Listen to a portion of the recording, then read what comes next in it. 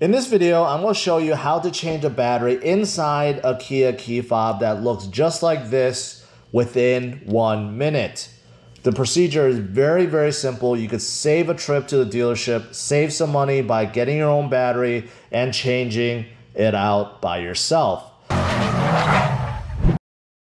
Now, this key fob is universal. So if you're driving a newer Telluride, Sorento, Sportage, K5, Seltos, Niro, or even the Stinger, if it looks like this, most likely it works the same way. This is a universal key fob. All right, so let's get started. There's a few buttons here. Obviously, your remote lock, unlock, your horn here, but there is a button right here. If you press that, it releases the emergency key. This is important, okay? So emergency key, you can look inside here. You can see there's like a little tab over here, right over there, and that is what you go use to pop the cover open. So take your emergency key, stick it to the side here, and it does fit like so. And then you just twist a little bit, like so.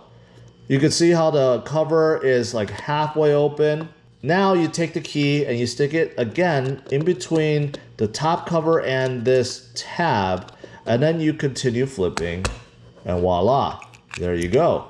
Now the cover is off and there's the battery. It's that simple. So then you just use your thumb or use whatever, push it out, put it back in, right? Take the cover,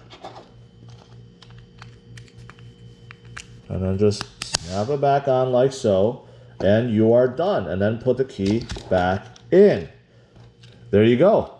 That was less than a minute. That was actually 30 seconds. If I had to do it again, probably under 10 seconds. You can pretty much buy the battery anywhere, but if you wanted to buy online, I have my Amazon link below, so you could use that to get some fresh batteries. All right, thanks for watching. Smash the like, subscribe to the channel, and stay tuned for other DIY videos like this. And check out some of my review videos.